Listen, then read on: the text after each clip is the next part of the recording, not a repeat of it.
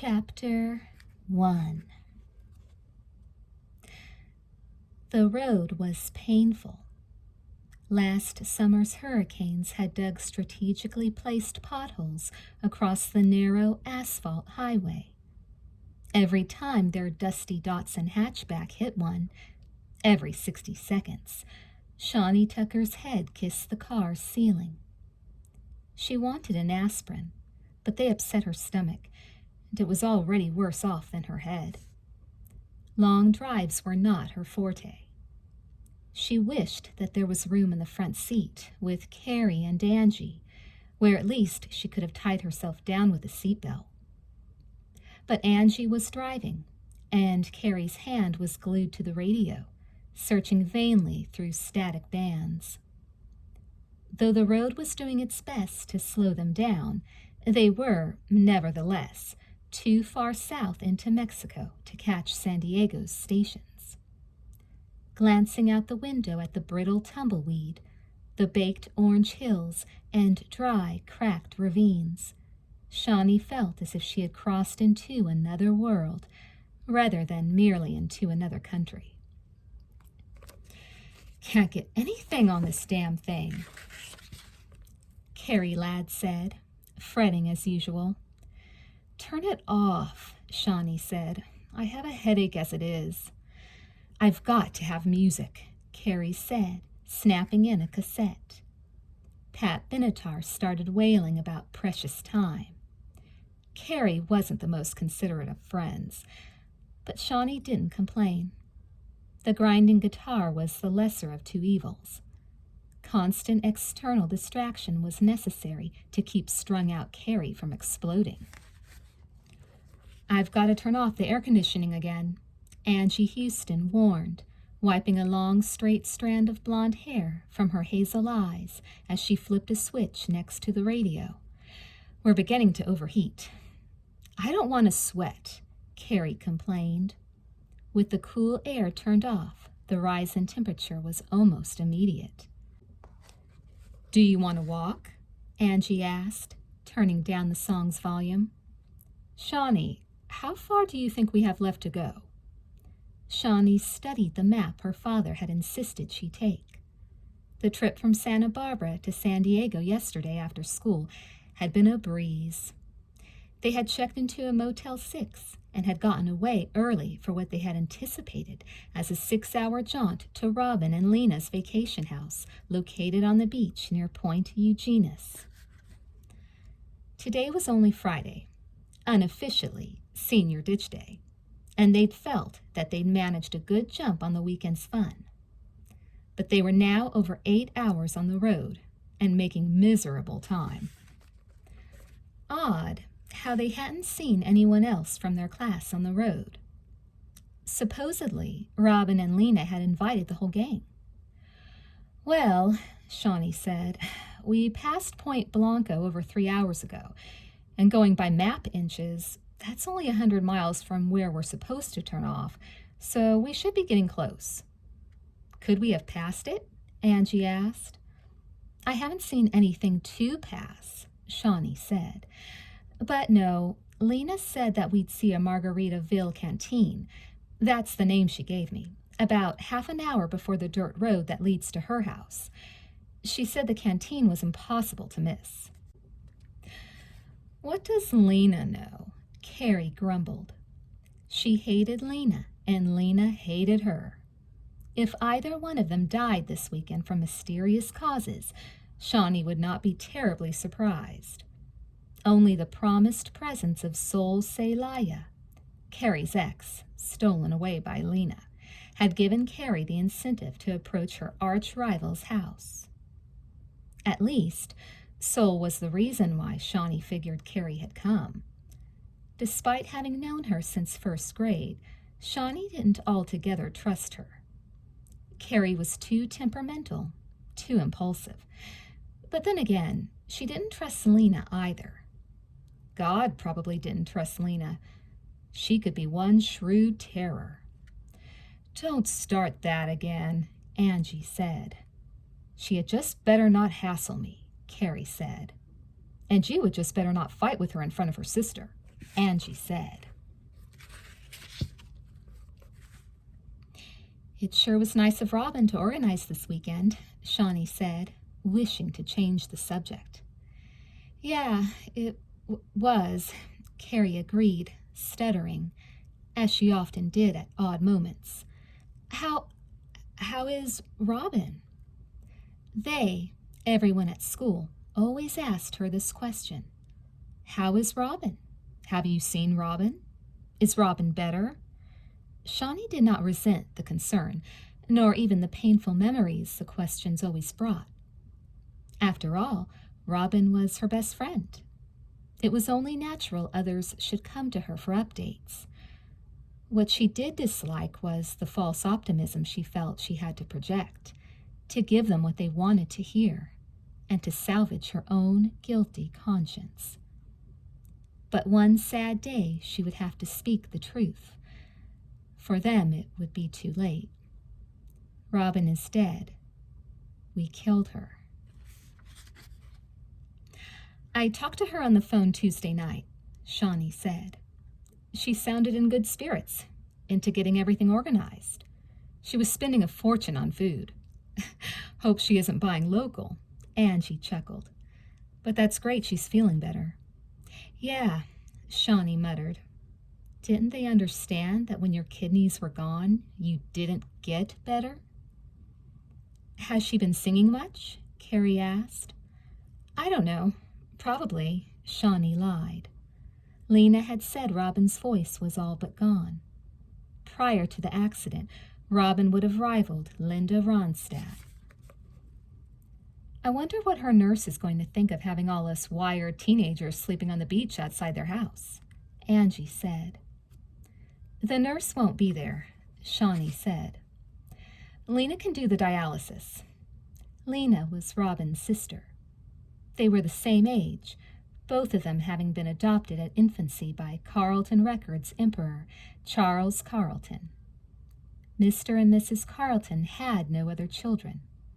They were getting to the stage in life where one had to shout at them to be heard. However, despite his wrinkles, Mr. Carlton, like so many other self-made millionaires, was intimidating. Whenever Shawnee talked to him, she always felt like a fool if she didn't agree with all his opinions. He had that kind of influence over people. Neither he nor his wife would be there this weekend.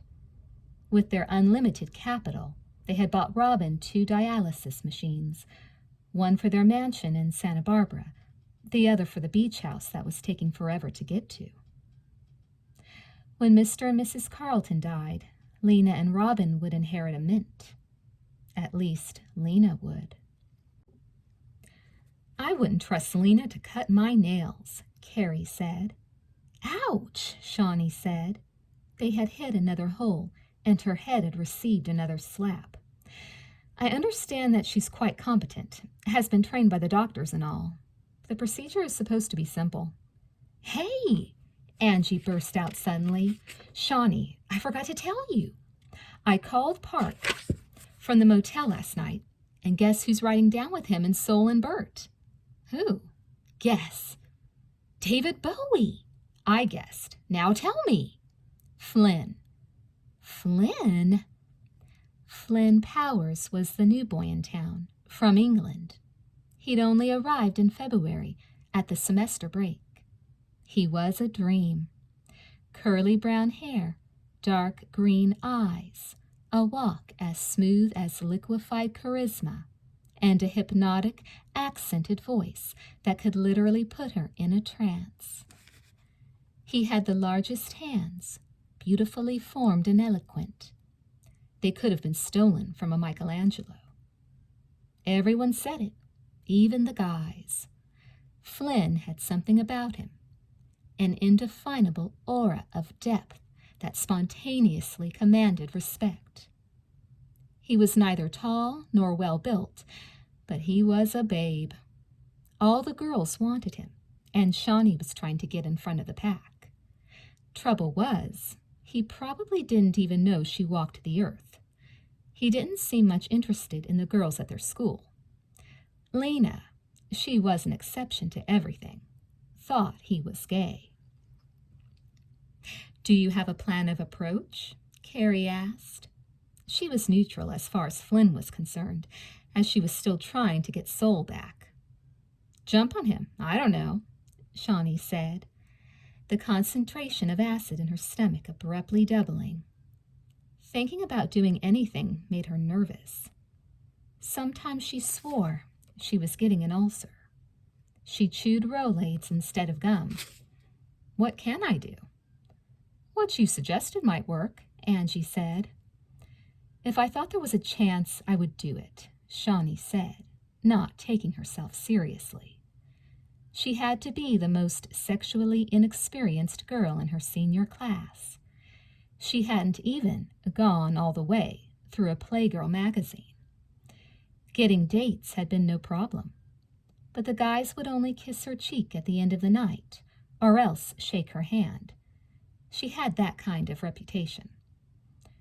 Perhaps she should talk to Lena, have a filthy rumor started in connection with her name.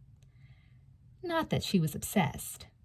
She was merely very, very interested in sex. What she really wanted was what all of them wanted: a relationship.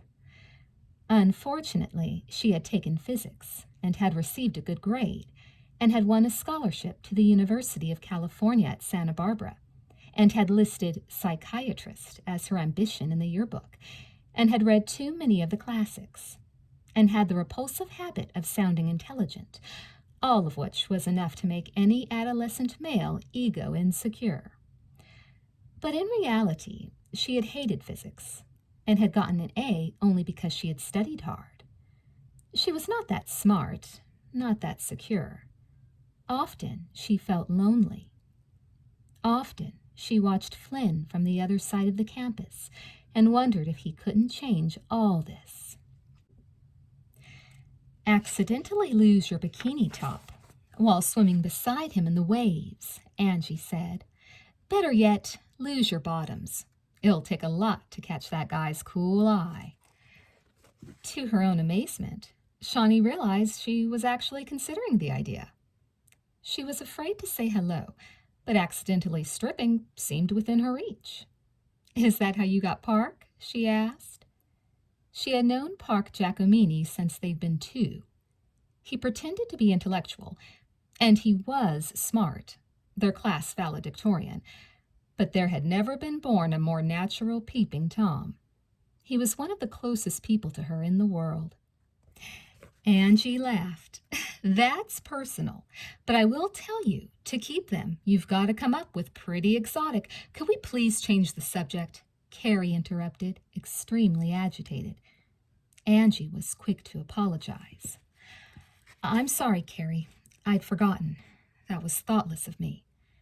You said it to upset me, on purpose." "I'm the one who brought it up," Shawnee said. "Sorry." Carrie turned off the cassette player, leaned her head back, and closed her eyes, taking a deep breath.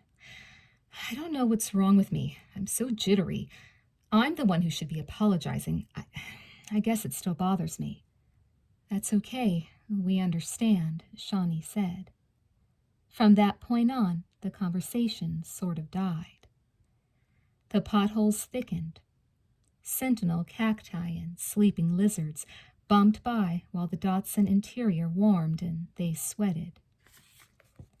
To pass the time, Shawnee reached for her yearbook, browsing through the pages, reading notes from her friends and from those she had not spoken to during her entire 4 years at Hoover High.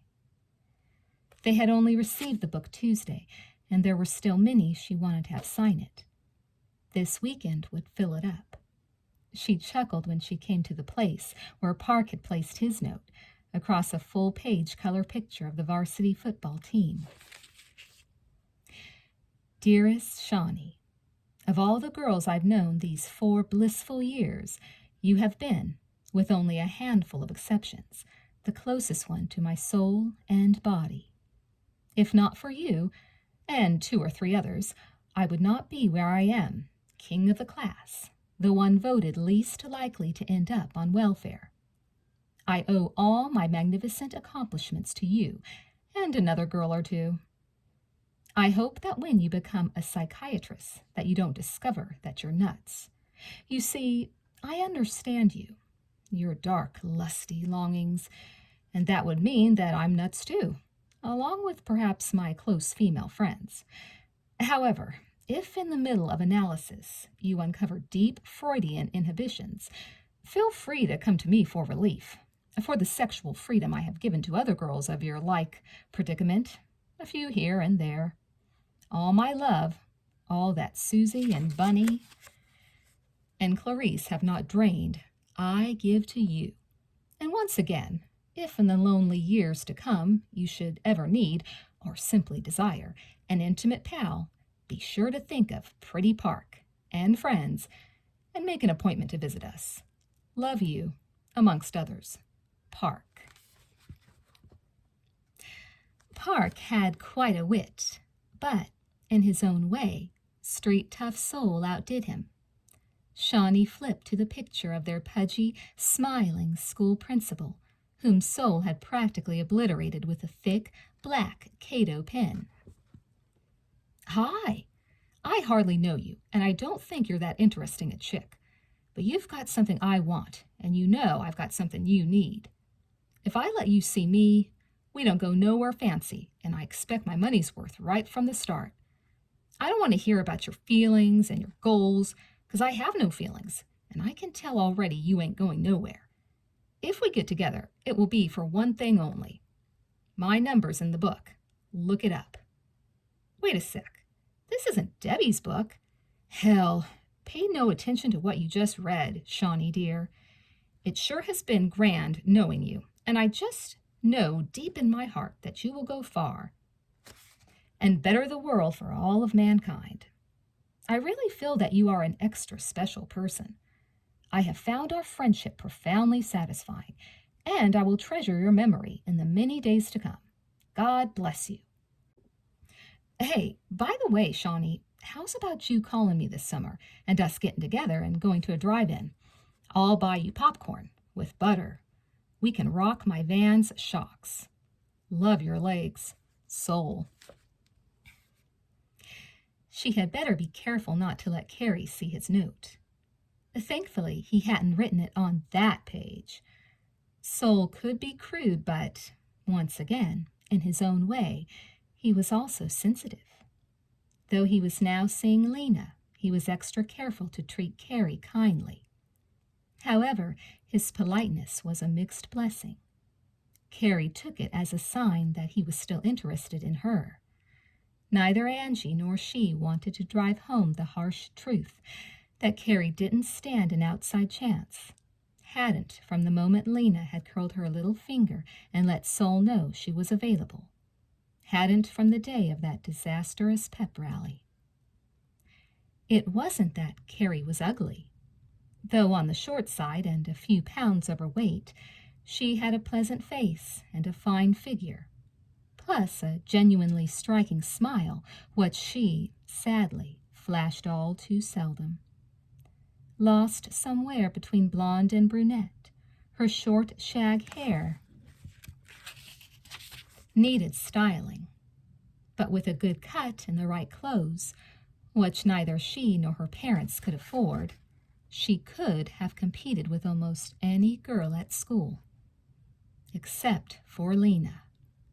Except for a perversely timed rip.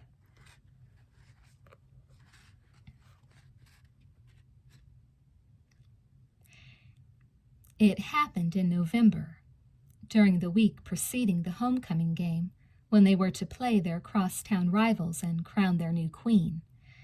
Yet it had happened many times before, in cheap teenage exploitation films, the thoughtless kind without a shred of realism or warmth. Perhaps that was what had made the trick seem so especially base. However, though the fundamental idea had been boringly simple, its implementation had never been so wickedly crafty. In those days, Soul was going with Carrie. When he was not cutting classes, they could be seen laughing hand in hand, one of the few happy couples on campus. Now Lena already disliked Carrie from eons past, and she began to take a fancy to Sol, and spread hints to the effect, thinking that would be sufficient. It probably would have been, but Lena wasn't used to waiting. When Sol didn't immediately come running into her arms, she apparently decided to hasten his breakup with Carrie. To this day, Lena's guilt had not been definitely established. However, few believed her expressed innocence. Simply no one at school had the mind to hatch an elaborate, evil plot other than Lena, and the facts pointed a mighty guilty finger her way. Along with Angie and Robin, Carrie was a song leader. In honor of the homecoming festivities, they had developed a new routine to perform at the pep rally, to be held at lunchtime in the gym, the day before the big game. It involved the usual bouncing through the air and spread-eagled stretching. Lena was well aware of the specifics of the routine. Though not a member of any cheering squad, she had passed such adolescent displays, so she said. She contributed, through her sister, extra twists. One of Lena's exotic suggestions was the straw that broke the camel's back, the twist that tore the panties. Because the song leaders' uniforms were warm, and Santa Barbara was sunk in a rare heat wave, the girls wore regular clothes to the morning classes, leaving their uniforms in their gym lockers. While on her way to the locker room at the start of lunch, Carrie was stopped by Lena, who wanted to chat. Under normal circumstances, Carrie would not have had the slightest inclination to chat with Lena, and now that she was in a hurry to change, she was less anxious. Nevertheless, Lena succeeded in delaying her to the point where Carrie was cutting it close. To top it off, as they parted company, Lena accidentally spilled her Coke on Carrie's shorts, the soft drink soaking through to her underwear. No big problem, though Carrie was mad. She was going to change into her uniform in a minute anyway. The only difference now was that she probably wouldn't be able to wear her underwear. When Carrie reached the locker room, she rushed into her song clothes, not having a chance to take note of any irregularities. The pep rally started like so many other boring pep rallies. The punchy football coach strutted to the microphone and mumbled a couple of slow lines about how smart, football-wise, their team was this year, and introduced a few key players that everyone already knew. Shawnee was sitting in the front row of the audience with Park. They cheered loudly for good-natured Big Bert, an unusual member of their unusual gang, but otherwise they were hardly listening. It was only when the song leaders came on that she sat up and took notice. Of course, 3 of her friends were in the group, but perhaps she also had a premonition of danger, for her stomach had begun to ache like it did when she was worrying deeply. Park also stirred to life. His girlfriend, Robin, whom he supposedly loved very much, was the leader of the group. He had his camera primed and was clicking away the second they launched into their routine. Even then, Shawnee had felt that he had taken an unusually high number of pictures of Angie. In the middle of the skit, Carrie flew spread-eagled over Robin's shoulders, and Shawnee thought she heard a rip. But at first she decided that she must have been mistaken, for no one else appeared to have heard anything. Then a low murmur began to spread through the audience, a sound that quickly built to loud whistles and hoots. This was an example of how fast gossip could spread, for, although she was sitting in the front, and although the song leaders' dresses were short, Shawnee could see nothing unusual as far as Carrie was concerned. Neither could Park. Shawnee asked him twice what was going on, but a few people, probably only a handful in the entire crowd, had thought they had caught a flash of Carrie's bare bottom. Afterwards, of course, there were dozens of guys who swore they were one of the chosen few. The fact that they were all liars made no difference. Ironically, Carrie was probably the last one in the gym to know there was a problem. The record they performed to continued on, though it was practically drowned out in the commotion. And Carrie continued to swirl and twist and bend, not noticing any draft. Shawnee finally got the word through the grapevine of what was supposedly happening, and then it seemed ages to her before Carrie found out. In reality, from the moment of the rip to the instant of her bewildered halting, possibly 20 seconds had elapsed. It was Angie who finally stopped her and whispered something in her ear, probably just a line to get Carrie to leave the gym as quickly as possible. Angie even escorted her to the door. As they crossed the basketball court floor, the audience granted them a brief respite. But the second they were out of view, they flew back into ecstasy. Shawnee left her place in the stands and hurried to the girls' showers. There she found Carrie slumped on the bench that ran in front of the lockers, Angie standing nearby. The place was otherwise deserted. Carrie was more confused than upset. She did not understand what the big deal was. Her dance pants had ripped, and she had flashed her underwear. So what? Shawnee agreed with her that there was nothing to worry about. She was lying. She didn't tell Carrie that those flesh-colored panties she'd been wearing could be mistaken for bare flesh at a distance, that they had been mistaken for Carrie's backside by more than one person. As Carrie began to change into her street clothes, muttering about how she hoped the confusion would get cleared up quickly, the three of them made an interesting discovery. Someone had replaced Carrie's nylon dance pants with blue cotton paper pants of the same size. No wonder they had ripped. Normally, Carrie would have immediately spotted the switch, but she had been in a hurry before the pep rally and hadn't detected the difference in the fabrics. When Carrie remembered how Lena had soaked her underwear, forcing her to be late, Shawnee immediately put two and two together. The connection was obvious. Lena must have figured Carrie would discard the wet panties. Lena must have also been the someone who had switched the dance pants. She had undoubtedly been hoping that Carrie would be caught flashing her bottom. This fortunately hadn't happened, but it easily could have. Lena later denied the accusations, but she did so with a sly smile and her deepest admiration for whoever had thought up the plan.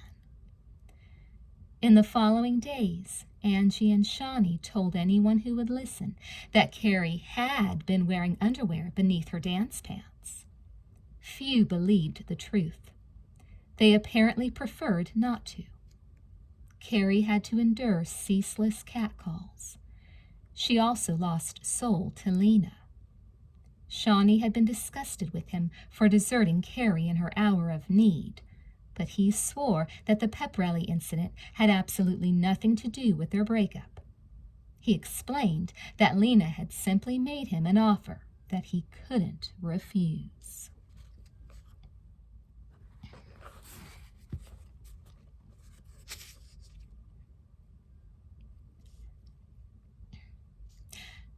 Shawnee checked on Carrie in the front seat before opening the annual to page 58.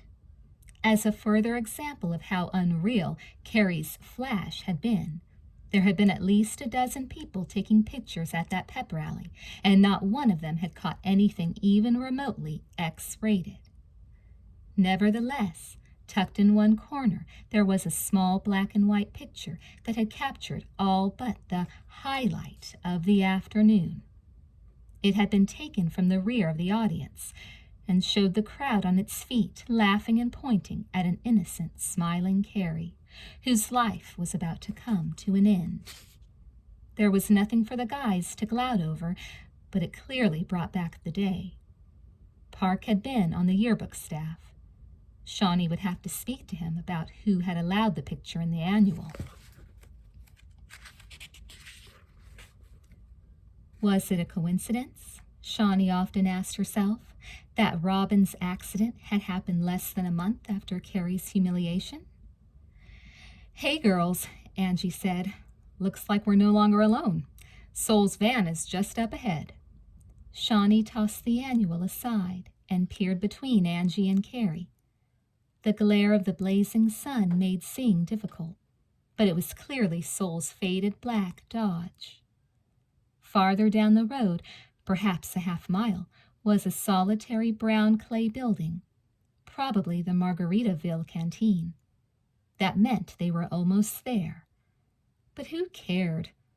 Huddling near the rear of the van, beside Sol and Park, was a guy with the smoothest walk this side of England. "Flynn!" Shawnee cried. "God, Shawnee, not in my ear," Angie said. Shawnee grabbed her Rolaids and downed the whole roll as if it were candy. The furnace in her stomach roared on unchecked.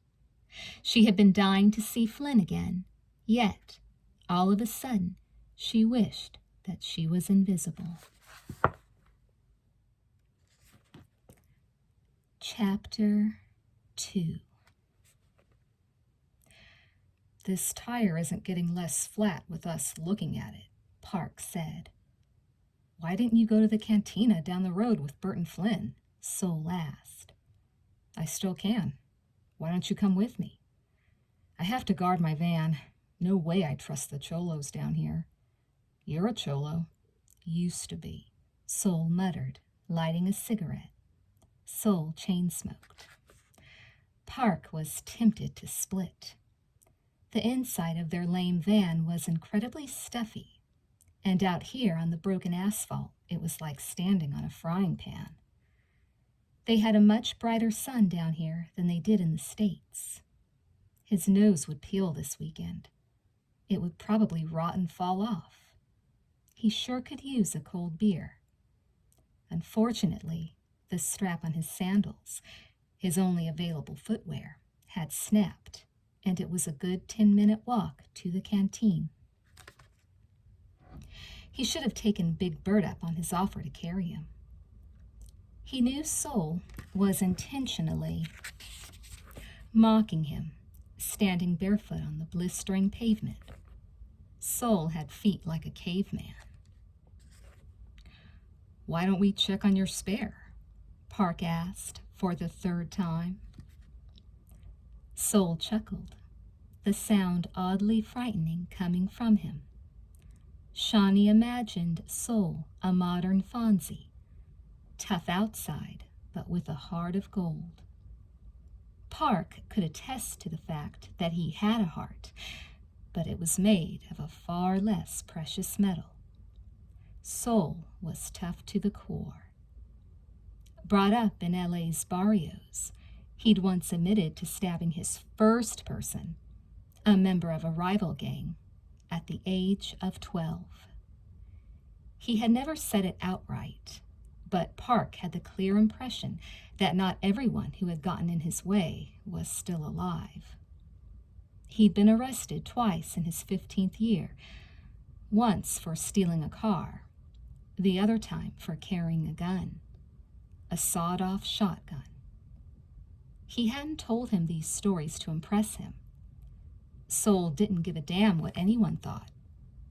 Park knew the horrors he'd related had only been the tip of the iceberg.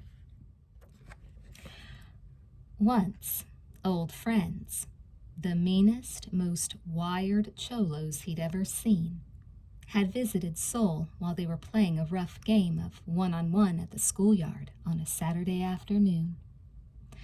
Both wore wads of jewelry and picked at their oily nails with shiny switchblades, talking in guttural Spanish with Sol about Satan only knew what. In the midst of the conversation, they said something that bothered Soul, and he snapped at them. They paled noticeably and apologized frantically, like their lives depended on it, which may well have been the case. Afterwards, Soul explained that they had made an obscene reference to Park. The loyalty hadn't comforted Park. Park wasn't sure how Soul's father had managed to get his 2 children.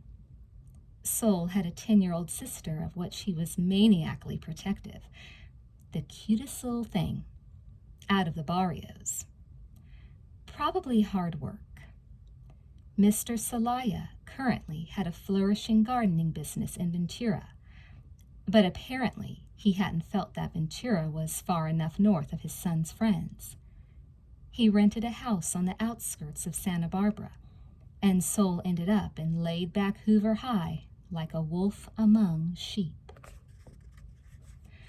Park still remembered the first day they ran into each other. Literally.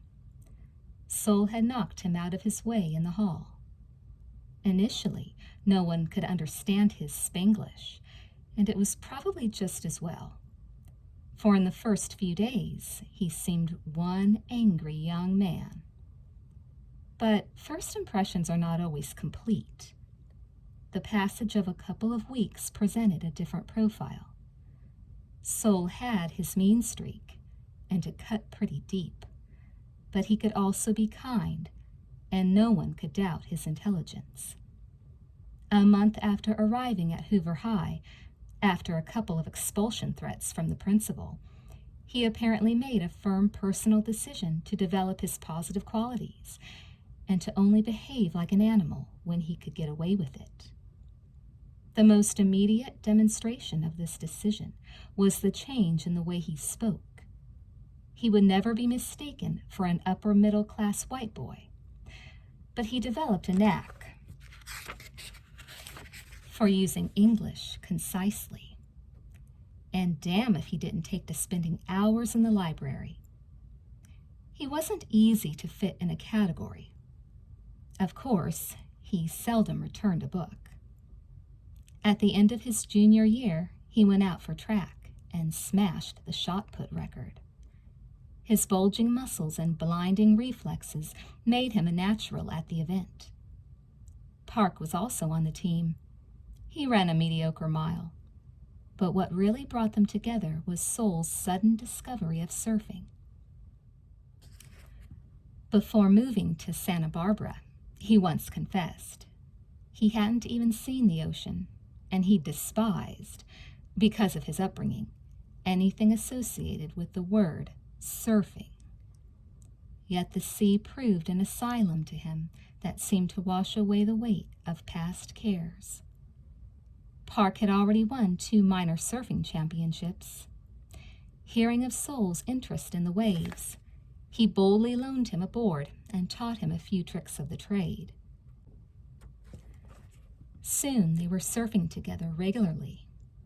Park still wasn't sure what Soul liked about him outside of his skill on the waves. He had asked once, and Soul had said that hanging around with the school brain was good for his tough but heart of gold guy image. On the other hand, Park didn't fully understand what he liked about Soul. Certainly, there wasn't anyone else quite like him. Shawnee didn't know anything about Soul's background. She didn't know that 5 days ago he'd been kicked out of his father's house and was now sleeping in the park in his van. She didn't know that he was low on money and was looking to his old ways to get some. Without explanation, while driving through Tijuana, Soul had dropped Park, Flynn, and Bert off for an hour.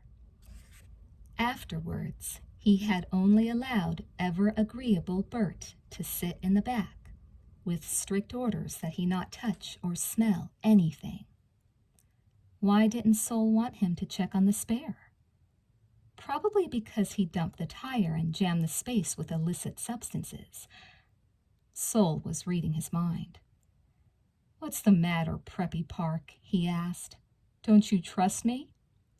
Soul had taken to putting Preppy before Park's name, since Harvard had written saying that one Park Christopher Giacomini looked like Ivy League material to them. Park did not resent the title. It reminded him of how Ally McGraw had annoyed Ryan O'Neal at the beginning of the movie Love Story. He strongly identified with the character Ryan O'Neal played.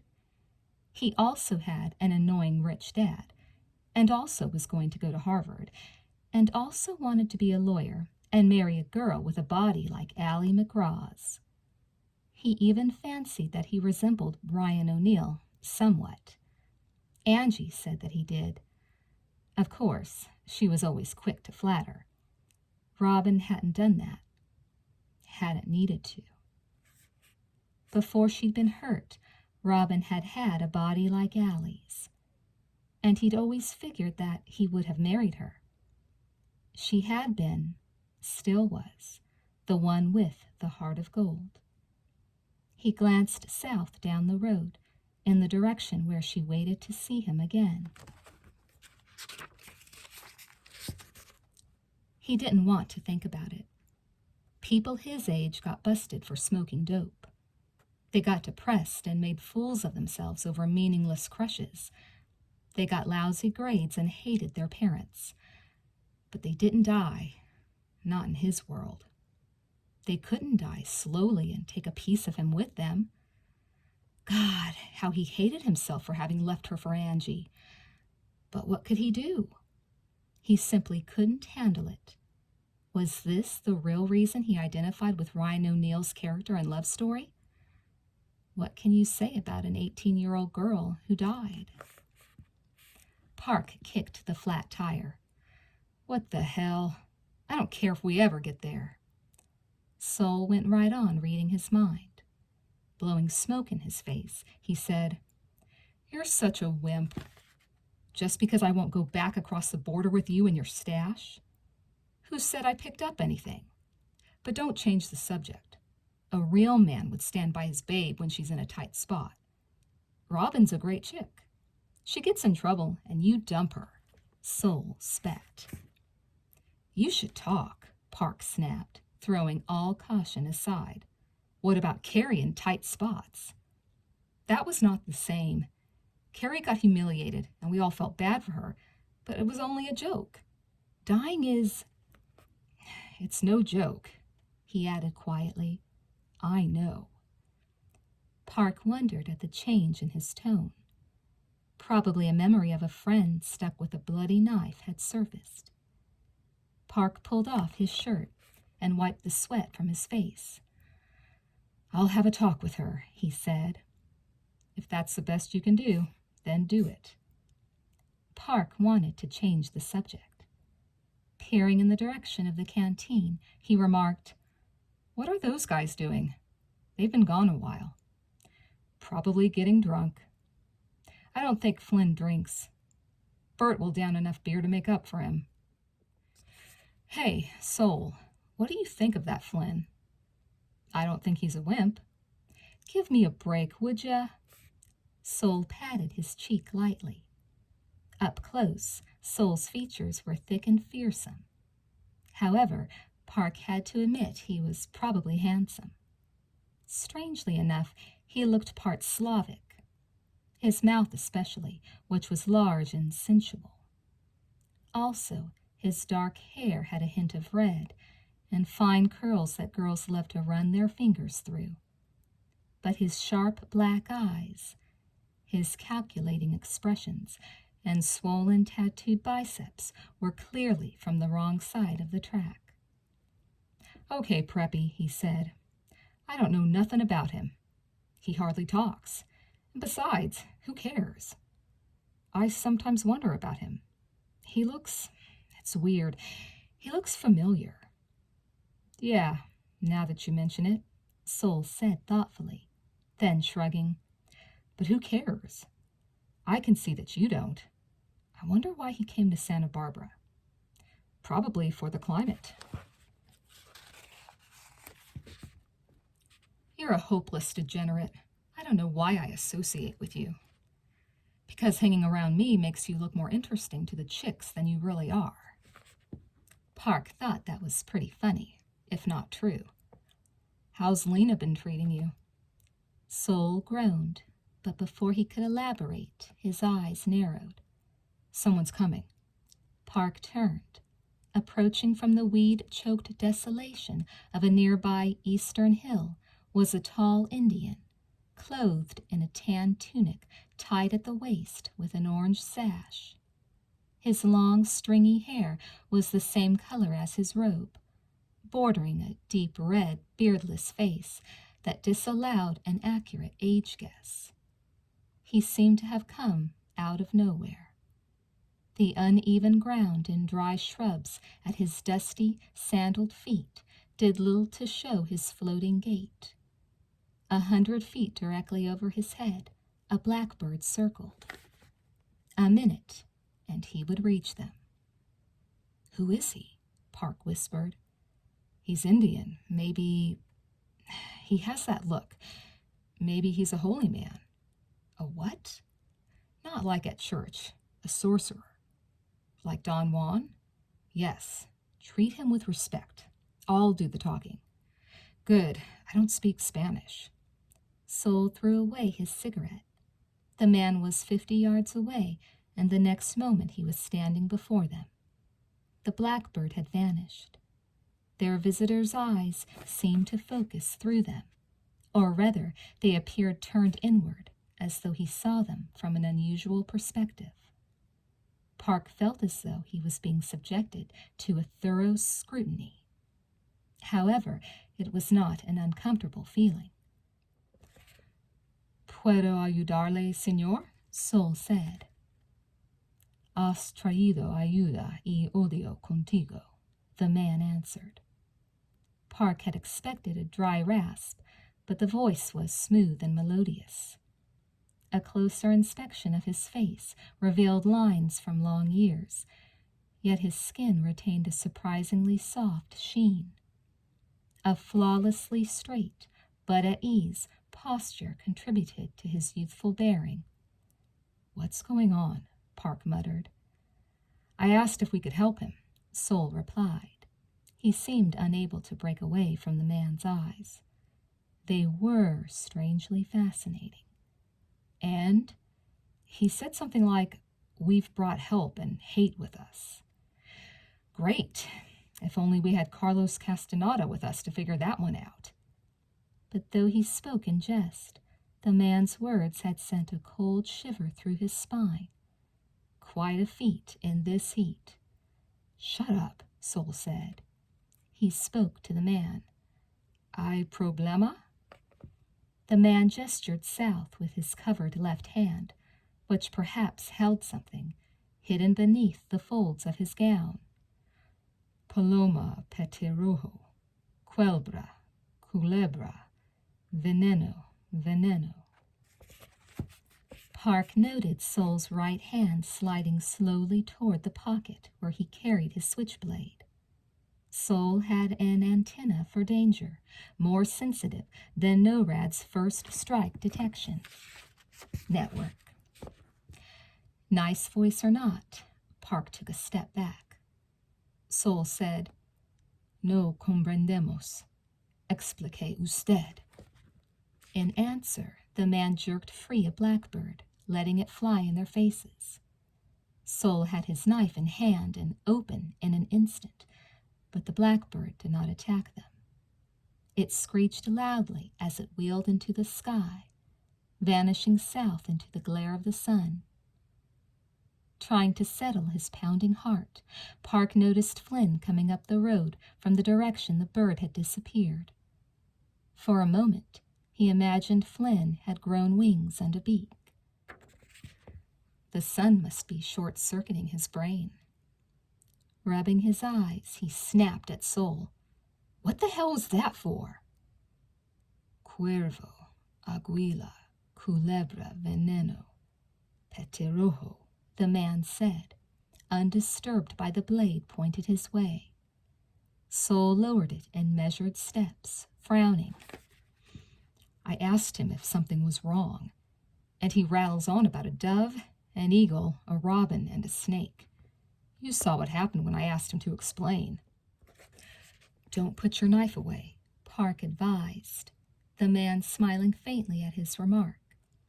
Despite his fear, he did not feel a danger from the man per se. But that damn bird could have pecked their eyes out. He asked, "What was that last thing he said?" "More of the same. Raven, eagle, snake, robin." "Wait a second. Does he mean Robin the bird or Robin the person?" "Robin the bird. I don't think there is a Robin name in Spanish." "Ask him anyway." Sol pressed a button. His blade vanished, but he kept the knife handy. "Tu conoces a Robin Carlton?" "Hermana," he said, holding up one hand. "Hermano," he added, pointing to where the bird had disappeared. "Sister, brother," Sol muttered. He doesn't know her. Ask him if she's going to be all right. I said he doesn't know her. Ask him if he knows where we can get our flat fixed. But the old man was already speaking, shaking his head sadly. "Veneno, culebra, veneno, culebra." I don't suppose those were directions to a shell station. Sol was wary, puzzled. He's going on about poison and snakes. I wonder why. He probably shouldn't have asked. An unmistakable rattle started in the dry bush 10 feet at his back. Park looked, and looked again, and found a snake slithering right for his foot. He knew he couldn't outrun a grizzly, but he'd never read about rattlesnakes. It didn't matter anyway. His trusty, well-educated reflexes had him frozen on the spot. It took a hard shove from Sol to get him out of the fang's crosshairs. The snake swam in between them. Divide and bite, its pointed head and tongue snapping at both of them. The old man was forgotten. "What should we do?" Park cried. "Don't panic. I'm already panicked. Don't let it bite you." Park backed up several paces, moving to his left to place the van between him and the serpent. Unfortunately, the snake seemed to like the smell of him better. It slid beneath the rim of the flat tire with its mouth open and hungry. Park knew intellectually that he should turn and run, but his upper-class manicured body would not cooperate. It thought that the moment it turned its back, it would get a huge chunk out of the back of its calf. And maybe it was right. The snake seemed to keep its distance, 6 feet, as long as he didn't move. "Are you trying to stare it down?" Sol asked, picking up a hefty rock and creeping closer. The snake, bent on Caucasian meat, was leaving its flank unprotected, or so it seemed. "Where's your knife? You can't kill a snake like this with a knife." With both hands, Sol raised the rock over his head. Still, their assailant paid him no heed. "Why aren't you carrying a gun when we need one?" Sol whipped down his stone with a force sufficient to crack the miserable road. But the snake had only been baiting him. This was Mexico. It wanted a Mexican. It was not in the rock's path, but rather, incredibly, was closing its teeth on the hem of Sol's faded blue jeans. Sol made the best possible move, which was to trounce its midsection with his free leg. This caused the snake to lose its grip, and Sol scampered back, but he did so hastily and stumbled on an ill-placed rock. He ended up flat on his back. Rearing up its slimy head and hissing with glee, the snake charged. Sol's heavily calloused feet wouldn't be armor enough. Park felt sick. Too late his friend was reaching for his knife when the snake made an unstoppable lunge at his exposed right ankle. "Sol!" Park cried. A gun exploded. The snake tore into bloody halves. Resetting the safety, Flynn slipped a small black pistol back in his belt. covering it with the tail of his white silk shirt. Lying on the road, with his head twisted around, Sol asked, "Where did you learn to shoot like that?" Flynn smiled the charming smile that made the girl sigh, and Park nauseous with jealousy. But he couldn't begrudge him this time. "I usually can't hit a Coke can at 5 feet, Flynn said. Park regained the use of his legs and came over and helped Sol up. "That was close. Did he catch any flesh?" Sol brushed off his t-shirt and shook his head, his tough external cool somewhat ruffled. Only Flynn seemed unshaken. Park couldn't believe the guy. Sol slapped Flynn's shoulder. "Thanks, man. I owe you one." Flynn looked at his kill with a mixture of curiosity and disgust. Already, flies buzzed about the remains. "That's okay. I just won't chip in for gas on the way home." "Fair enough." "And I owe you one," Park told Sol. "Yeah, say you fix me up with Angie for a couple of nights and we'll call it even." Park laughed, realizing he was still shaking. "Only if I get Lena." "You don't know what you're asking," Sol said. "Lena's worse than a snake. She's got nails along with teeth." "Do you always carry a gun?" he asked Flynn. They knew little about him. He was from England, had his own apartment, no family, drove an old VW, played tennis, spoke seldom. "Whenever I'm in a foreign country." California was a foreign country to Flynn. Sol snapped. "It's none of your business." "It's no problem," Flynn said smoothly. "I'd tell you more, but there's nothing to tell." Park didn't believe him. His marksmanship hadn't been blind luck. He was a practice shot. Park wondered what Flynn had practiced for. This was weird. Here he is on a fun and games weekend outing, and 2 of his buddies are carrying deadly weapons. "I didn't mean to pry," Park said. "No problem," Flynn repeated. "Well, I guess the old man must have seen the snake coming and was trying—" Park paused, looked around. "Hey, where is that guy?" "Over there." Sol pointed in the direction from which the man had come. He had already reached the bluff of the neighboring hill and was disappearing over the other side. He must have run. "Man, that cat can move," Sol said. "Did you talk to him?" Flynn asked casually. "Sol did. He only spoke Spanish." "What did he say?" Flynn asked. Sol shrugged. "A bunch of crap." "I'm curious. Tell me," Flynn insisted. But at that moment they saw Angie's blue Datsun weaving a path that failed miserably to miss the many potholes. Carrie and Shawnee were with her. Park felt dismayed at his lukewarm reaction to their rescue. Of course, having an alternative ride was no major relief. Sol had had them on the road at 5 in the morning, but they all knew it was only a matter of time before others from their class stumbled by. Sure, he was happy to see Angie, but meeting her here so close to Robin made him feel guilty. What would the weekend be like? He also had to worry what Shawnee thought, though she had never so much as hinted that she thought he had stabbed Robin in the back by dumping her so soon after the accident. In fact, he was actually happier to see Shawnee approaching than Angie. Often he wished that it was she he was attracted to, and vice versa. With the possible exception of Lena, Shawnee was the prettiest girl in the school. She was too thin, and her breasts were nothing to grab. Sol had tried once, but her hair was as black as the old man's raven, toppling in a curling cascade to her butt, and Mother Nature had granted her facial structure every break. Her innocent, pondering profile often reminded Park of Natalie Wood's. Junk food had no part in her diet. Consequently, the glowing skin he'd appreciated even in grade school had passed, unmarred, into young womanhood.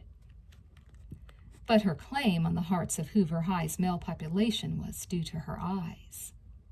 They were a shade of dawn's darkest, clearest blue, like large, round mountain lakes an hour before sunrise. Yet with all this, Shawnee saw herself as nothing more than a bag of bones with a boring personality. True, she did bore him on occasion, but then he had known her a long, long time. Kissing her was like kissing a sister, and he didn't even have a sister. He supposed that leading her home early by the hand in kindergarten, with her pants soiled, his free hand blatantly clasping his nose, had ruined the romance at the beginning. Whenever he reminded her of the incident, every other week, she would get terribly embarrassed. Despite all this, he had once tried to seduce her. Afterwards, she hadn't even realized that he had made the effort. She was a good girl. Angie was attractive also, but in a more traditional, less exotic fashion. A bleached blonde, she had a tan in midwinter and brown legs longer than his own. He didn't know what color her eyes were, but they were nice. Yet they never had that much to talk about. Only when she had her clothes off was she really interesting. Not that she was dumb. She had a B average and planned on going to college. But there was nothing in her personality that stood out. She was like a collage of her friends. A bit of Shawnee's charm, an ounce of Carrie's nervousness, a glimmer of Robin's sweetness, a slice of Lena's craftiness, all lumped together with no definitive result. He doubted she loved him, though she had murmured the 3 words, so he did not feel absolutely terrible about not loving her. He liked and respected her. That was enough.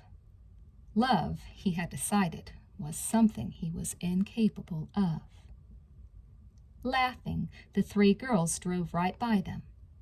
Only when Sol jumped into the center of the road and shouted something obscene in Spanish did they return in high-speed reverse.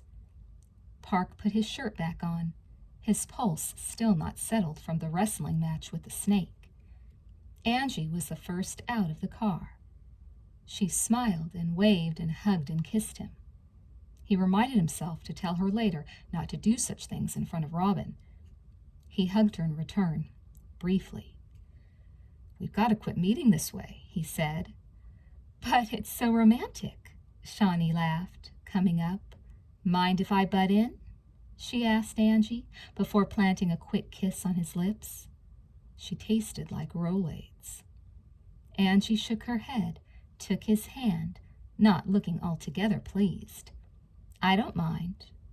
Sol got Shawnee next, hugging her like he might eat her, while Carrie remained aloof.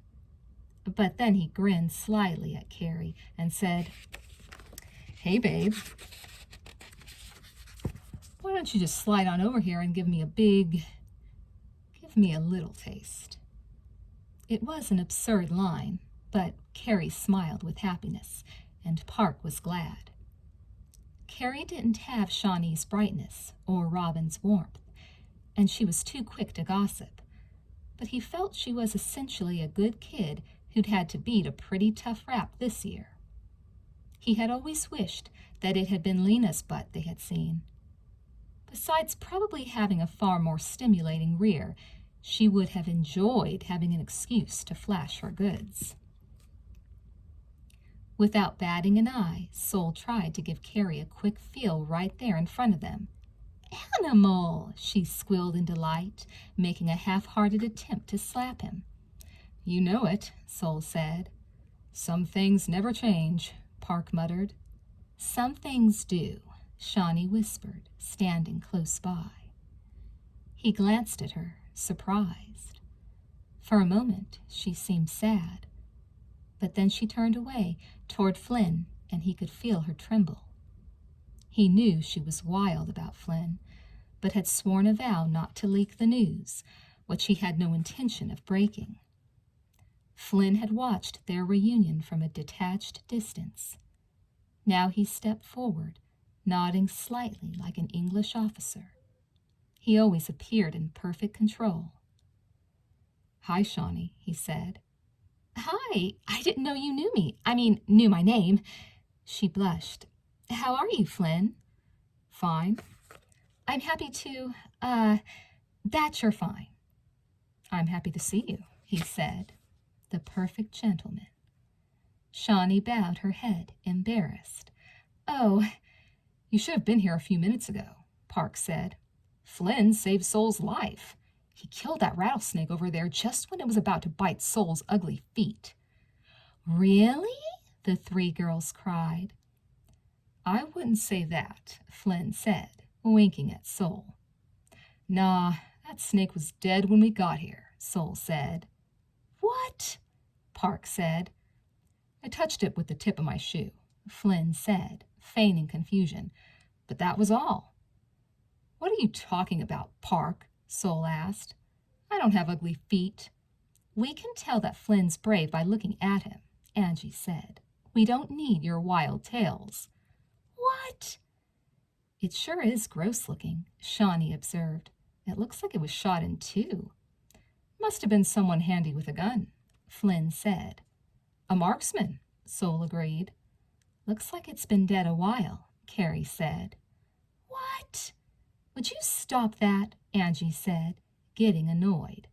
She gestured to Sol's van. "Did you get a flat?" "No, a snake bit the tire," Park grumbled.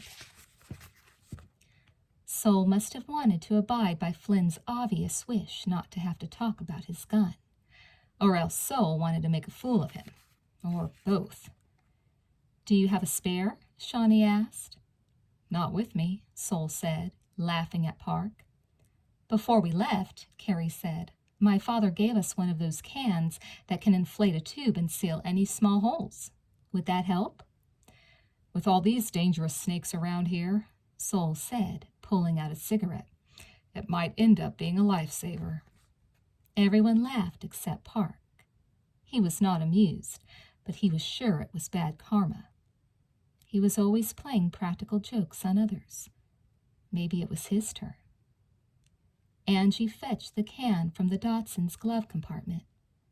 Kneeling by the flat tire, Sol read the instructions softly to himself in Spanish. White foam squirted briefly over the tube's nipple as he secured the can's tip into place. 30 seconds later, the tire had regained a semblance of its former roundness. "Will it hold?" Angie asked. "We should be able to get to the house," Sol said, kneading his thumb into the tire. "Where's Bert?" Carrie asked. Bert liked Carrie. He liked everyone. Carrie used Bert. So did everyone. Bert liked being used. "Consuming mass quantities?" Park said. "No, here he comes," Flynn said. There were those who said that Big Bert Billings was not a genius. Those were the same people who said the Leaning Tower of Pisa was not straight and that the earth was round. Typical unimaginative fools. Italy was crooked, the tower was fine, and everybody of consequence knew the astronauts' photos of Earth had been touched up. Bert was obviously a genius. Who could lead the basketball league in rebounds and not be able to jump more than 3 inches straight up, never mind his 250 pounds and 6'5" height? Who could get to only a minute left in the SAT, be only half done, and guess at the remainder of the questions, and end up with a high score, never mind the black market test complete with answers in his lap? Bert was simply humble. He hid his intelligence, so well, in fact, that he couldn't remember exactly where he had put it. Everybody loved Bert. He was awfully big. Bert was walking reasonably straight up the swaying road, managing to keep his half-inch-long blonde hair out of his wild blue eyes. Usually, he was rather fair, but this afternoon gallons of alcohol-saturated blood were pumping through his cheeks. Usually when Bert saw you again, he slapped you heartily on the back. One could end up in the hospital after saying hello to Bert. He waved excitedly to them. They would have to have been heartless not to wave back. "Boy, am I glad to see you," he shouted, coming up. His volume dial was broken at 10. "I thought you guys might have left without me." He went to slap Sol's back. Sol hadn't moved so fast for the snake.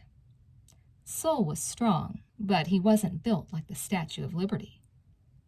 "Why would we have left you?" Sol breathed from a safe distance. Bert noticed they had company. "Hiya, girls." "Hiya, Bert," the three replied in unison. Bert rubbed his massive hands together eagerly. He positively stunk of beer. "Boy, have I got a story for you folks. I'd just gotten out of the canteen and was walking back here when the snake came out of the weeds and tried to bite me." "Really?" Park asked, incredibly pleased. "What did you do?" "I stomped on it and kicked it," Bert beamed. "Tore it right in two." "Oh no," Park groaned as the others broke up in laughter. Chapter 3. Sol's van was still in the rearview mirror, so the tire must be holding up. Shawnee hadn't realized that they still had so far to go from where they had joined the guys. They had left Margaritaville 20 miles behind, and there was still no sign of the road Lena had mentioned. Lena's 30 minutes past the canteen was probably in a 50 grand Porsche in 5th gear when the road was in one piece. Their caravan had undergone personal rearrangements. Carrie had wanted to ride in the van with Sol, and Angie had wanted Park to ride in the Datsun with them. No one had objected. To give Angie a chance to devote all her attention to Park, who needed a lot of attention lest he get lonely, Shawnee had taken over the role of chauffeur. Every time she hit a pothole, Park's head would smack the ceiling. She would have laughed each time it happened, but Flynn was sitting 3 feet to her right, and she was having enough trouble breathing. She was trying to start a conversation, but he was terribly quiet. "I bet the weather down here is a lot different than it is in England," she said, thinking that was probably the dumbest thing she had ever said. "England's much cooler," Flynn said pleasantly, his accent far less noticeable than when he had first arrived at school. "Where are you from, exactly?" "Southern England." "What city?" He hesitated. Perhaps she was being nosy. "Plymouth." "Do your parents live there?" "My mother does." She would not ask if they were divorced. "I've never been to England, or anywhere outside of California." That was the dumbest thing she had ever said. "I mean, except to Mexico, this place. Today, that is." She took a deep breath. "Why did you come to Santa Barbara? Am I asking too many questions?" Flynn smiled. "Not at all, Shawnee. I love to hear your voice." Did he really say that? She would have to write it down later in her diary. Slightly flustered, she weaved into a pothole. Park's head got another millimeter flatter. "Watch it," he growled. "Thank you," she said. I'm sorry." "Tell me about yourself," Flynn said. "About me? There isn't much to say about me." She couldn't think of anything offhand. "Why do you want to be a psychiatrist?" "Oh, how did you know that?" "I read the caption under your picture in that book, the yearbook. It said, 'Ambition, psychiatrist. Favorite subject, psychology. Happiest memory, coming out of the womb. Hoover High Bulletin editor, homecoming court. You must have an incredible memory, Shawnee said, awed. I only read a few of the captions. Did you read mine? Park asked. For some mysterious reason, his senior picture, in everyone's yearbook, had been faded to a ghost outline. Indeed, nowhere else in the book was his lost little boy face to be found. Though he had an ongoing fantasy that he looked like Ryan O'Neal, Park could not have chosen a more inaccurate model. Sturdy and wiry from hours of surfing, he was nevertheless short and pale, and with lips rosy to the point of appearing touched up, and a mop of hair as black as his coal eyes, he was closer to a member of the Vienna Boys' Choir than a movie star. He was not handsome, but a lot of girls, Shawnee included, thought he was a doll. The absence of his picture in the annual was no real mystery. He had been the yearbook editor-in-chief. The thought of some jerk scribbling on his face, he had confided, had been unbearable. You read it to me, Park, Flynn answered. Your happiest memory was going into the womb.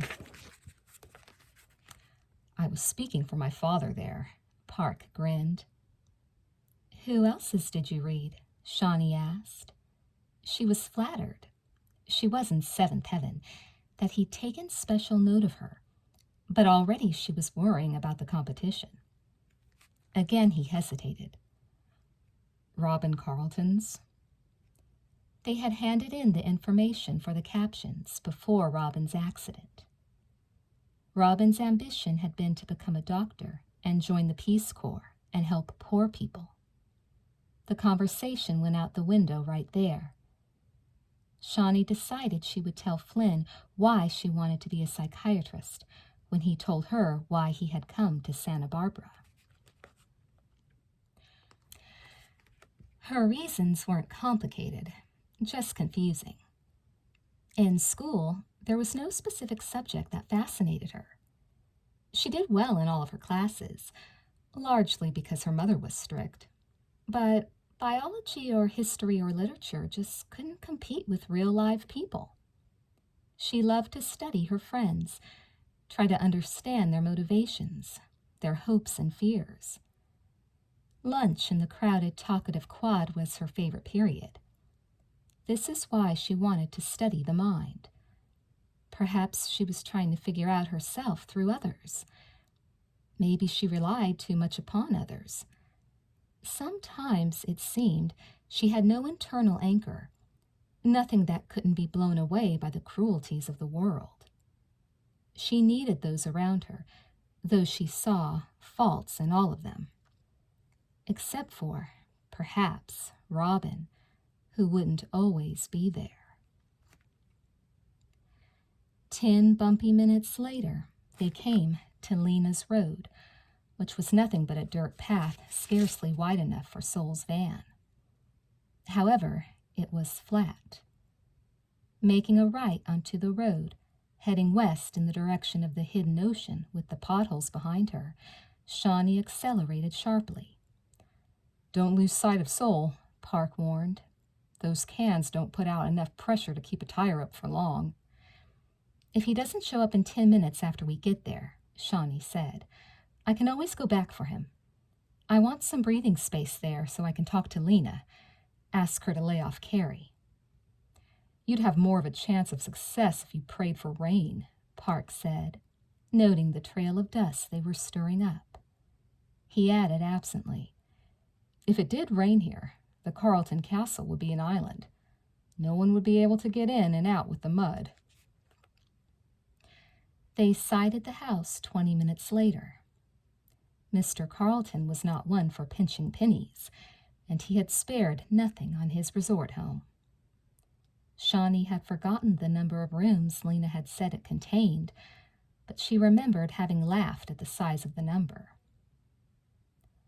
Largely paneled on the outside with redwood, The mansion itself was a haphazard 3 stories of spaciously windowed boxes, bolted precariously to one another, as if the architect had been fretting over a drawer full of incomplete Rubik's cubes while designing it.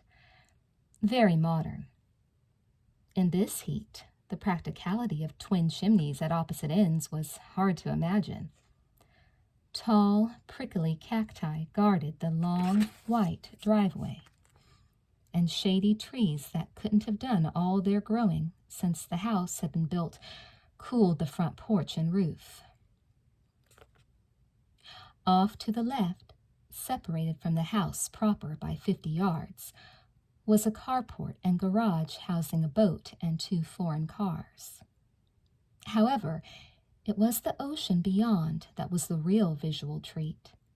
6-foot green glassy waves sliding onto a white carpet of sand that would be their class mattress for the next couple of nights.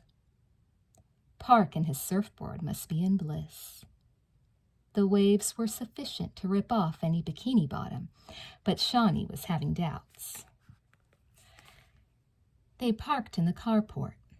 Angie's Datsun a sorry sight next to the Ferrari and Porsche. Lena was standing next to a cactus near the front porch, holding clippers. She waved to them as they walked up. "Did the border authorities arrest Sol?" she asked. Lena was a bombshell. Her hair a frightening red, bushy and wild and always in her face, through which peered brown cat eyes and a heart-shaped mouth that made the guys think of nothing but sex when it smiled slyly. Carrie swore Lena had had silicone injections, and if size was any testimony of guilt. But no, that was just sour grapes. However, Lena had fabricated her walk. It hadn't been there last year. Her butt winked with every step. The bikini she now wore flaunted her endowments to indecent advantage. There wasn't a clue of tan lines. That meant she had been sunbathing nude. Despite Angie's presence, Park was drooling.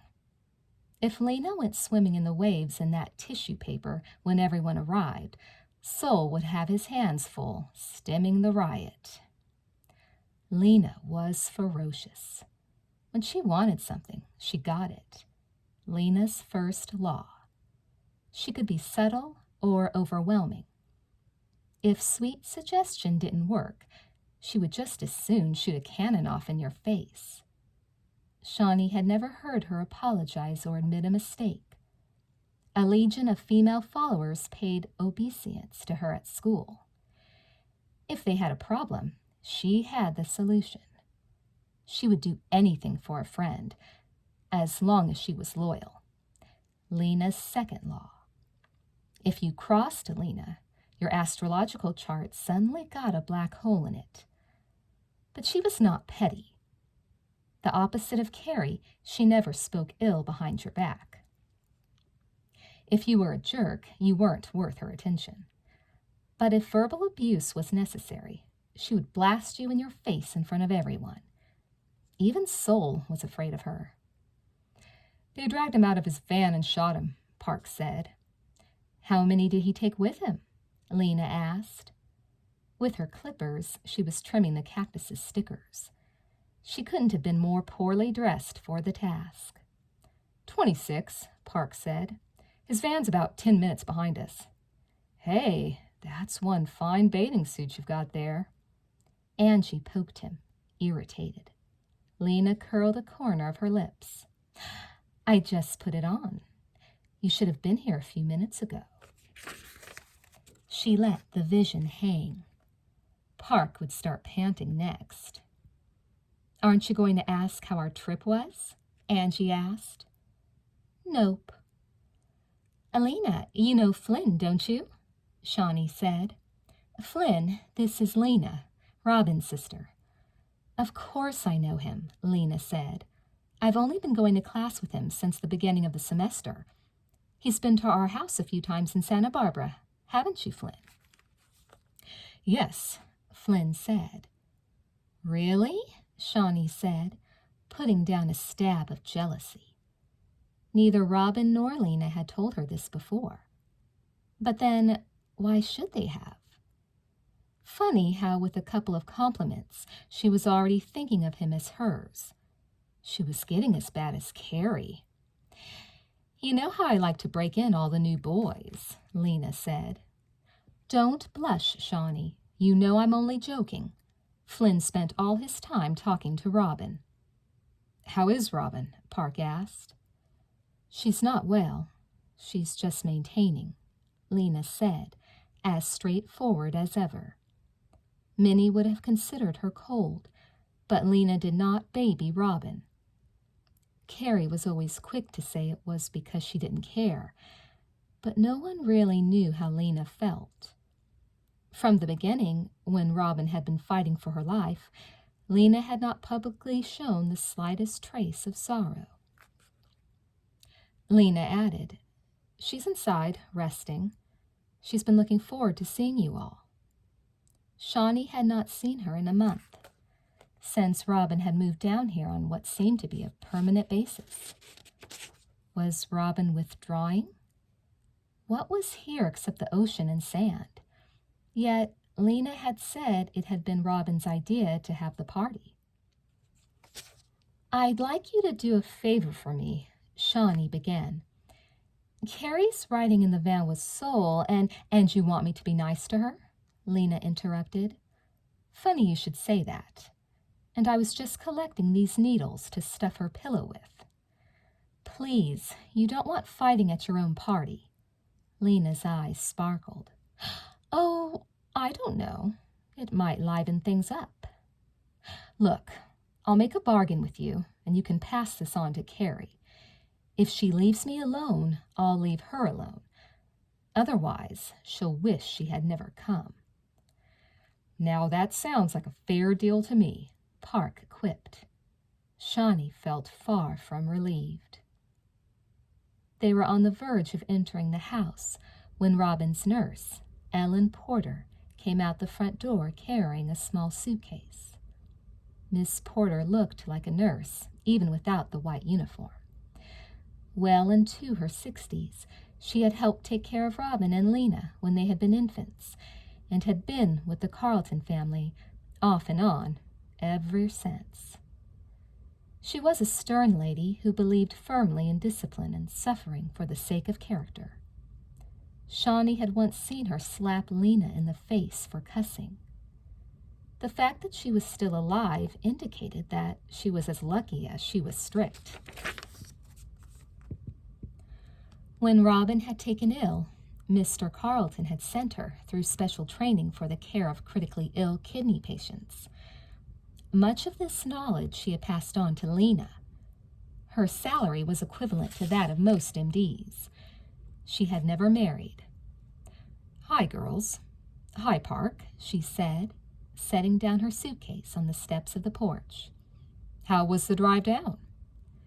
Dusty, Angie said. And bumpy, Shawnee added.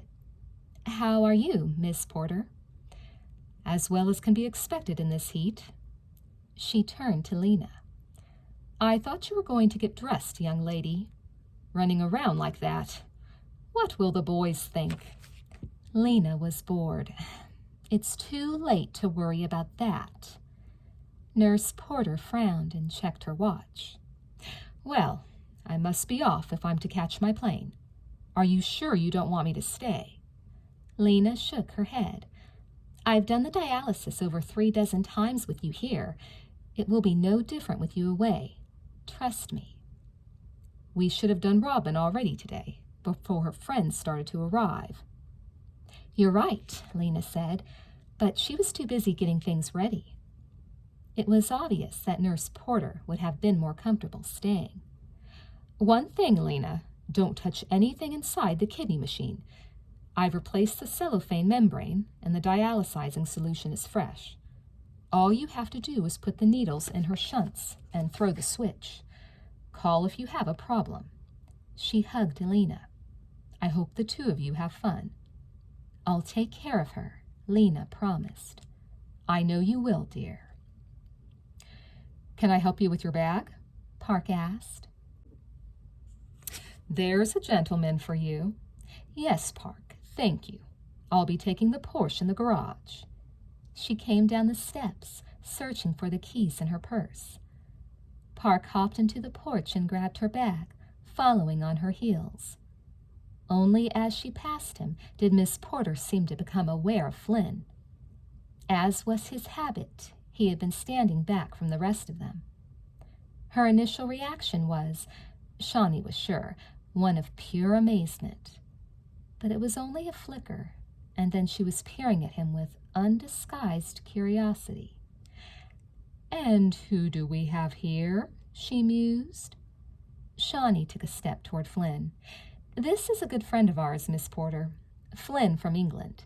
He only started at Hoover last semester break. Flynn, this is Robin's nurse. You never met her while visiting Robin? I didn't have the pleasure. Flynn bowed slightly. Nice to meet you, Miss Porter. Nice to meet you. Are you a friend of Robin's? We've only spoken a few times. I see. Miss Porter seemed to be thinking. Flynn, that's a nice name. Sounds adventurous. What is your last name? Powers. I have family in England, Miss Porter went on. Shawnee had thought that she was in a hurry. Maybe you live near them. Are you from London by chance? No. Plymouth, Shawnee said. Flynn cast her a quick look. Plymouth, Miss Porter whispered. The words seemed to go deep inside her, like a piercing needle. Yet again, the unusual reaction lasted only a second. Then she smiled. Does your family live there? Yes. Your mother? Flynn paused, and it was his turn to scrutinize Miss Porter. Both my parents live there, he said. Shawnee was confused. Why hadn't he said the same to her? She also wondered why the nurse was so interested in Flynn. Miss Porter continued. I used to travel a lot. I've been to England several times. I love that country. The green you see everywhere. And their passports always made American ones look so dull. When you crossed into Tijuana, did they ask for yours? No. They'll ask for it on the way back. You did bring it, didn't you? No. How are you going to get back into California? I can fake the accent. Miss Porter forced a laugh. American or Mexican? Whatever it takes.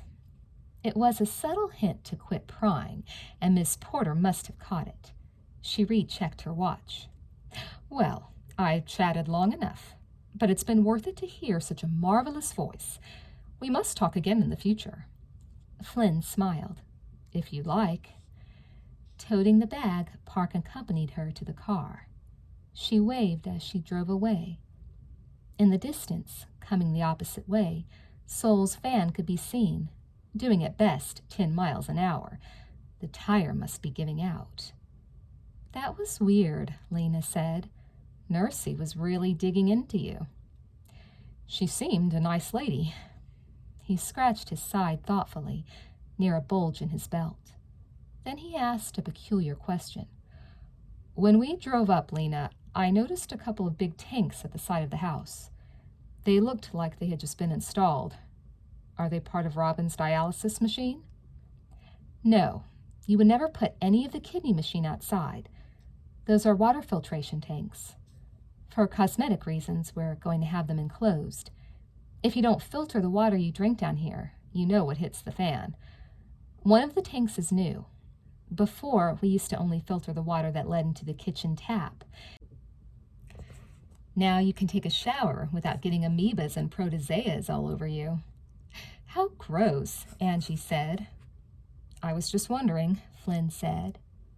Shawnee was surprised Flynn would ask such a silly question. Who heard of putting parts of a refined medical instrument outdoors? Flynn offered to unpack the Datsun. Park suggested that Angie give him a hand.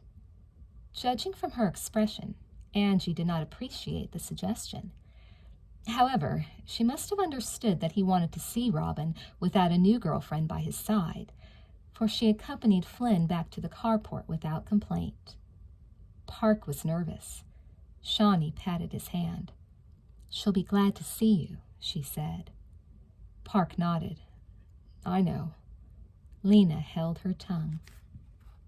The entrance hallway was brief, spilling into a sunken living room with a towering, open beam ceiling and giant windows that practically invited the ocean in. The blend of furniture, drapes, wallpaper, and paintings was refreshingly old-fashioned, conveying warmth and taste. White carnations and red roses bloomed in china vases atop 4 separate corner tables. It seemed a sin to tramp on the divinely soft vanilla-colored carpet beneath their dusty feet. Robin was sitting on a burgundy sofa, reading a book. As they entered, she smiled and rose to greet them. "My friends," she beamed, spreading her arms. Robin was jaundiced. Even the centers of her once emerald eyes were stained a sad yellow. The sheen and curls had fallen from her brown hair. Perhaps in concession to the spreading gray, she had it cut very short. There wasn't a spare ounce on her emaciated frame. Her pretty blue blouse and smart white skirt hung on her like old sheets.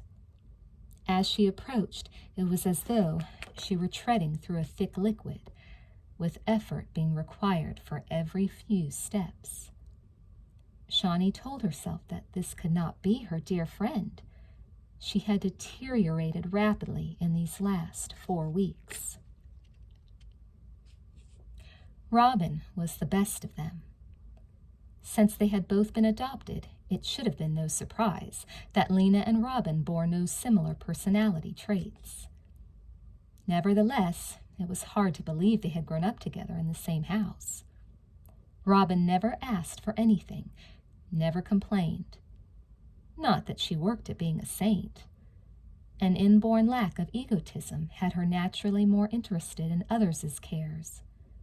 However, she was not perfect. A follower, prey to everyone's idle influence, she seldom asserted her personality. Fortunately, Lena, a leader at heart, never tried to dominate her. But Robin's greatest fault was her laziness. Though no moron, her grades at school had never risen above a C. What Robin could do today, she put off till next year. Yet maybe that bad habit was passing. From what Lena said, she appeared to be trying to get the most out of her time off the dialysis machine. Maybe because she might not have a next year. Of all the people in the world, Shawnee loved Robin the most. Shawnee hugged her, feeling Robin's ribs. "I missed you," she said, fighting to keep her voice easy. "I missed you more." Shawnee took a short step back, still holding her shoulders. "But you're so skinny. Aren't you eating?" "I'm dieting," she joked, fingering a tiny gold eagle pendant that hung from a tiny silver chain around her neck. "Hello, Robin," Park said at Shawnee's back. Robin's lower lip quivered before she could hide it with a smile. "You look well, Park." "I feel okay. How are you?" "Good, great." "Give her a kiss, you bastard," Lena said. Robin laughed, spreading her arms. "And a hug, too. I'm not contagious." Park took her in his arms, and only because she knew him so well was Shawnee able to see that he too wanted to weep. "It's good, real good to see you again," he said. "Really?" Robin sighed doubtfully, but she quickly chuckled to lighten the mood, undoing his embrace. "But I'm forgetting my duties as a hostess. You must all be thirsty. Was that Angie's voice I heard? How many have arrived?" "Sol's coming up the road," Shawnee said. "Bert and Carrie are with them. Other than that, oh, Flynn's here." Robin brightened. Flynn, I'm glad. He's such a sweetheart. I'll get plenty of drinks then. Don't any of you go anywhere. I'll be right back.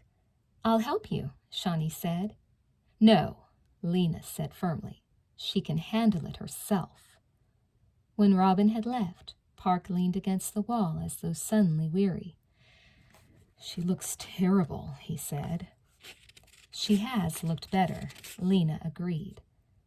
Why has she suddenly lost so much weight? Shawnee asked. She's been depressed, hasn't been eating, Lena said. 10 days ago we got a letter from Stanford Medical Center. It was nicely phrased, but essentially it said that they had her at the bottom of their transplant candidate list. But why? Shawnee cried, taking the bad news hard. A transplant was Robin's only hope for a normal life. Robin only has one kidney now, and it's 90% failed. Who could be more needy? More than 90% failed, Lena corrected. But you would be amazed at the number of people in her predicament. Stanford figures she had one transplant and rejected the organ, and is therefore not a prime candidate. In other words, they feel that they gave her a chance, and now they have to give someone else a chance. Plus, she has another strike against her. You might have seen in the news, there's been a big backlash against rich people being able to buy organs and get transplants sooner than poor minorities. All those human rights fanatics are watching the Carlton name closely to make sure Robin doesn't get any special favors. Stanford's gotten paranoid, and Daddy's offer of a big donation hasn't eased that paranoia. It's all a bunch of BS. Robin will probably be the last one to be given a second chance. I swear, sometimes it doesn't pay to be rich. Stanford isn't the only medical center that does transplants, Park said. The situation would be the same elsewhere, Lena said. Is there no hope? Shawnee asked. In a moment, she would have the nerve to make her offer, she hoped. If Robin had a blood sister or brother with a matching tissue type, Lena said, who was willing to donate one of his or her kidneys, Stanford would have to take her. But since she doesn't, I would have to say there's no hope of her getting off the dialysis machine in the next couple of years. Shawnee swallowed thickly. It was a thoroughly premeditated offer. I had myself typed last week. I'm the same type as Robin. I would be willing to... I want to give her one of my kidneys. Lena stared at her a long time before responding. You are not blood-related. Stanford would say no. But I'm her age. It was a noble gesture, Lena interrupted. If there was a chance, they would go for it. I would be on the phone now. Thank you, Shawnee. It was just an idea, she sighed. Park squeezed her arm. I'm proud of you. One thing, Lena added. Don't tell Robin of your offer. It might give her hope, and then Stanford would just slam the door in her face again. 2 no's in 2 weeks, and she might stop eating altogether. I understand, Shawnee said. Knock, knock, Carrie said at the front door. The door's open, Lena said. Hello, Carrie. Hi, Carrie mumbled, munching on a wad of gum, trying to look bored. Where's Robin? In the kitchen getting drinks, Lena said. Where's my boy? Shawnee cringed at the word. Carrie played the fool. Who? Sol, Lena said. He's in the garage. What's he doing there? How should I know? He's not my boy, Carrie said. And I don't think he'd appreciate being called that. I call him that all the time, Lena said. So do I, Park said, but never to his face. Carrie scowled at Lena's bikini. That was a mistake. Don't you think you should put on some clothes? What's it to you? Lena asked, sharpening her tone. You're practically naked. If it's Sol you're worried about, he's already seen me naked many times. Him and a couple dozen other guys, Carrie muttered, looking out the window at the rolling ocean swells. That was a bigger mistake. Lena smiled her special smile, a red-lipped warning to those who knew her that she was going to stick in the blade.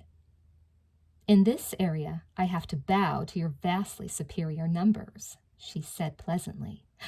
A couple dozen? I should be embarrassed. That must be a pittance to someone like you. Carrie did not say anything. She gave no reaction whatsoever except to turn and leave through the same door she had entered. Lena, Shawnee moaned. Lena shrugged, still smiling. She started it. Do you think she'll leave? Park asked. I'm sure she already wishes that she had never come. Shawnee sighed. It was going to be a long weekend.